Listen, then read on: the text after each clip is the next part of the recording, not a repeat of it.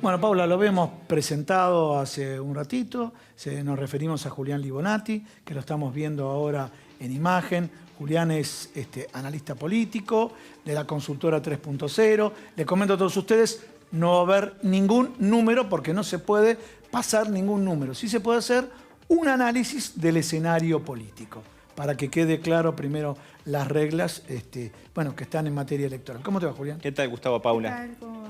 Bueno, escuchaste la presentación, ¿no, Paula? Sí. Lo mismo, a ver, queremos saber, por ejemplo, hubo algunas elecciones, el caso de Jujuy, las elecciones que hubo en Corrientes, donde, más allá del triunfo abrumador que tuvo Gustavo Valdés, por otro lado se notó que aumentó del 1% al 7% los votos en blanco y que no hubo tanta asistencia a las elecciones, que no eran paso, en la provincia de Corrientes y o la provincia de Jujuy.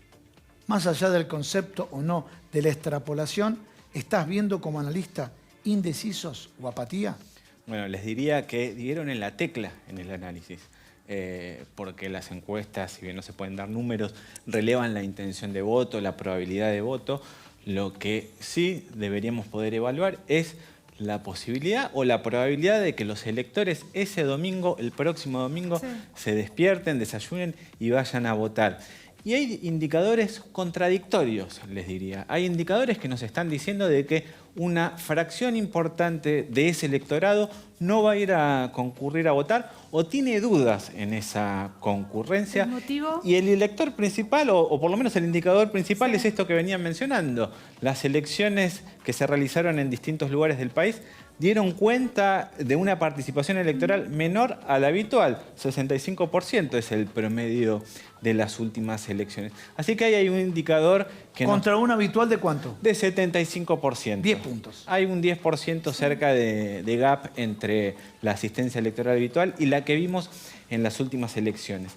Y además hay un alto volumen de indecisión en el voto. Así que hay un nuevo indicador que nos permitiría llegar a afirmar que el rasgo típico de la cultura política argentina, que es a las elecciones voy como sea, la idea que tenemos internalizado, esa idea de que tenemos que ir a las elecciones.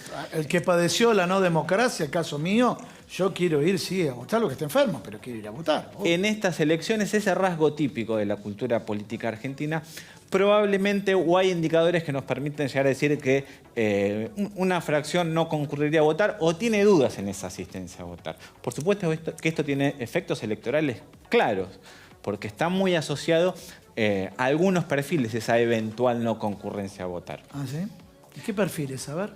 Con Paula estamos Sí. hablando, ¿acordás? Y en la reunión de producción hablamos de los jóvenes. Sí. Entonces, los ¿Qué jóvenes. papel juega el Claro. voto joven Bueno. en esta elección? Justamente los jóvenes son los perfiles que ¿Es verdad que va a haber, creo que 1 millón de jóvenes nuevos votando? sí, cerca un poquito menos, Bueno. un poquito menos de votos, joven, pero Nos referimos a la franja de 16 a 17 años. A 17 años. Dos que clases se incorporó etarias. respecto a 2019, ¿no? Justamente es en esas franjas etarias vemos menor probabilidad o menor intención de ir a votar. Cuando nosotros le preguntamos, tanto en registros cualitativos, no necesariamente encuestas, qué intención tienen de ir a votar, qué probabilidad de ir a votar, la verdad que nos dicen, qué sé yo, esa es la respuesta que tienen a mano. ¿Vas a ir a votar? Pero no fueron siempre ¿Qué sé así. yo? No fueron siempre así. Yo creo que en las últimas elecciones hubo mayor fortaleza y participación electoral de los jóvenes, que no lo estamos indagando en esta elección. Vos, Paula, preguntabas motivos.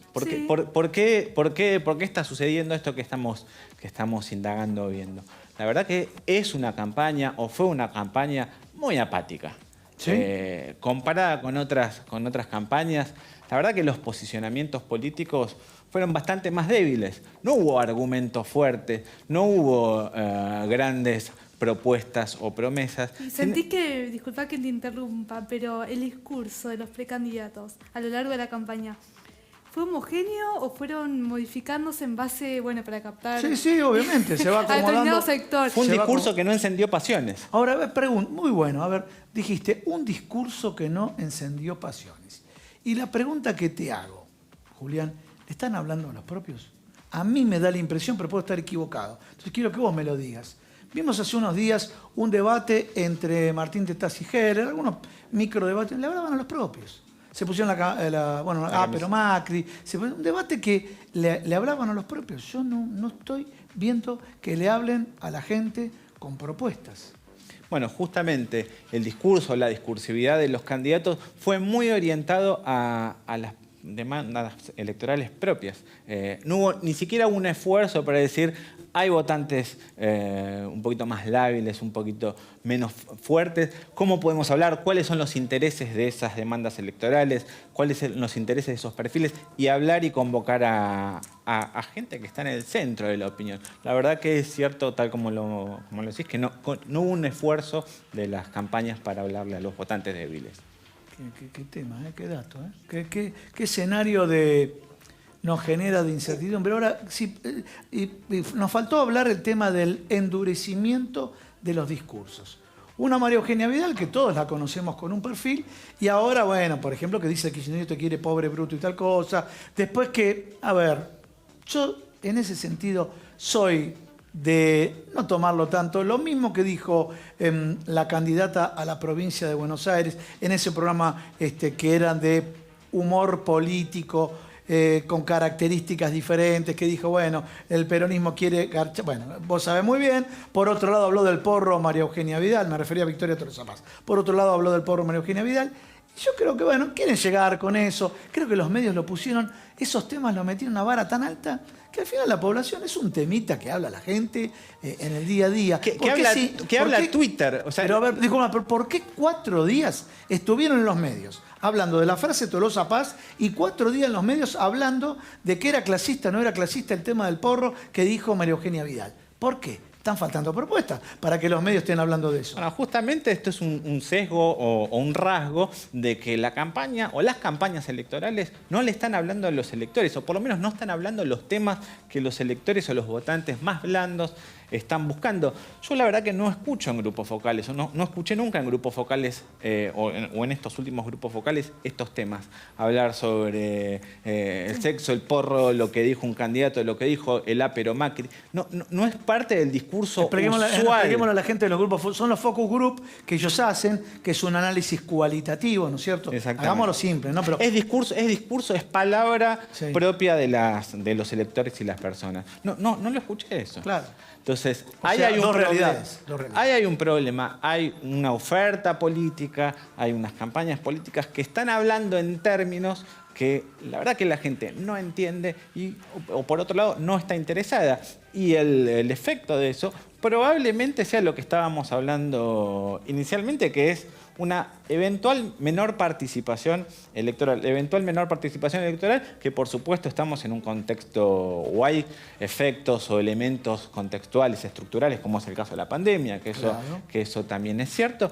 Pero la apatía en ese discurso o en esa comunicación o en esa falta de vínculo con los electores puede redundar en esto que estábamos hablando de menor participación electoral. Muchísimas gracias. Gracias, Gustavo Paula.